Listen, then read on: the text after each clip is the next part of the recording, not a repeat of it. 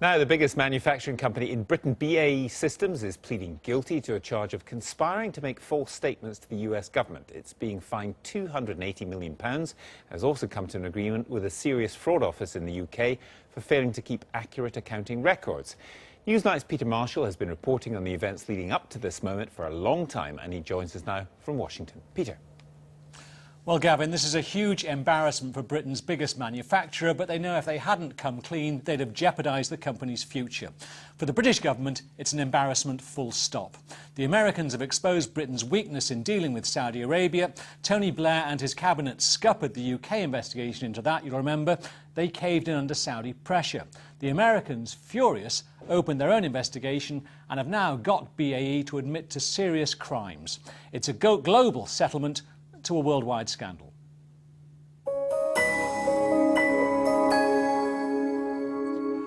Margaret Thatcher promoted it, and 25 years on, it remains Britain's most lucrative sale of anything, anywhere, to anyone. The yamamah contract was worth £43 billion. It involves selling Tornado fighter jets and an entire arsenal to the Kingdom of Saudi Arabia. From the start, competitors suspected Britain was illicitly greasing the wheels. After Peter Gardner, a London travel agent, began working for the Saudis, he revealed details of a £60 million slush fund. He told of exotic holidays, luxury planes and limousines, all secretly paid for to keep them sweet. Newsnight showed how Sir Kevin Tebbit, Britain's senior defence official, was rebuked by the US Assistant Secretary of State over persistent allegations that BAE pays bribes to foreign public officials, the continuing absence of any investigation by the British government of allegations of BAE bribery would be difficult for us to understand. The Serious Fraud Office began an investigation. Then, just as they got access to Swiss bank accounts, the British government stepped in, warning the Saudis threatened withdrawing intelligence cooperation, affecting terrorism. In the words of the then SFO director, there'd be blood on the streets. He stopped the investigation, focusing instead on alleged BAE corruption in Africa and Eastern Europe. The following year, the BBC revealed the full scale of the secret payments to the Saudis. Prince Bandar, the former ambassador to Washington, had received as much as £1 billion in his American bank account. The Americans saw their chance. If Britain wasn't going to investigate, they would. And today, we have the results. A statement from the US Assistant Attorney General said BAE's conduct had undermined US efforts to ensure that corruption has no place in international trade. BAE's chairman, Dick Olver, is mightily relieved the company's now been able to draw a line under the affair. You can be really confident that we're a changed company. We have been changing everything. We've changed the board, we've changed all of the policies of the company. It's absolutely a responsible company who, as the US government and the United Kingdom government say, is in good shape to undertake business in those countries.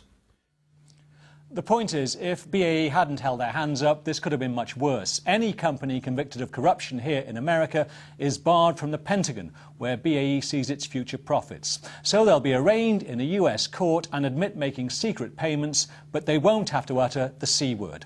As for the UK Serious Fraud Office, which all but collapsed under the weight of this scandal, they've been delighted to ride shotgun with the Americans. The SFO have got BAE to cough to criminal behaviour in Tanzania. As a senior SFO official told me, they're the ones who got ripped off with a BAE radar system the Tanzanians didn't need at a price they couldn't afford. Peter, thanks very much. Well, I'm joined now from Norwich by the Liberal Democrat MP Norman Lamb, who's been campaigning for years for BAE to be held accountable. Are you satisfied with this, Mr. Lamb? Well, there are elements of it that I think are good. I mean, the scale of the fine in the States is clearly significant, and I think it's a damning indictment on the political interference in the UK that stopped the al-Yamamah investigation. The Americans have now got BAE to make admissions of criminal conduct and secured a significant fine. And it's an outrage that the government, Tony Blair in particular, intervened to stop the investigation here. But I'm also concerned that there were remain very serious allegations of corruption involving contracts in a number of countries. And ultimately, the charges that we see admitted today are administrative charges, not charges of corruption. Only last week, an Austrian count, a former agent of BAE, was charged with corruption. We hear now that that charge won't be pursued. But up until now, we thought that that was the start of something very significant. So I'm concerned that it's ended without those very serious charges of corruption ever being tested in a court. Do you, however, accept that, you know, as BAE said very strongly today, this allows us to put a very hard line separating the past from the future? We're a change company, the board has changed, the people have all gone who were ever connected to that because it goes back years. So they have got a chance to make a fresh start, and that's good for Britain. Well, I hope very much that that's the case. And of course, they are a major employer, and we want them to be successful. We want them to behave ethically. But, you know, I mean, my particular interest was the Tanzanian deal, and that, I'm pleased, has been the focus of the one charge that has borne fruit today. And that deal was profoundly unethical, selling a military air traffic control system to one of the world's poorest countries that didn't even have an air force. And the real political scandal was that the British government facilitated that deal. They sent through, they gave an export license to that deal, knowing at the time that there were concerns about corruption. Claire Short, in 2001, took me into her confidence and told me of her concerns. Those concerns were communicated directly to the Prime Minister at the time, Tony Blair, and yet they allowed that deal to go through. And no one has been held accountable for that, and that's scandalous. But I was just going to say that that is about the government and government action, isn't it? And in a sense, you know, almost forget what the company did. This is what the government allowed to be done in the name of Britain, and that's a different matter, isn't it? Well, absolutely. I mean, the company behaved unethically.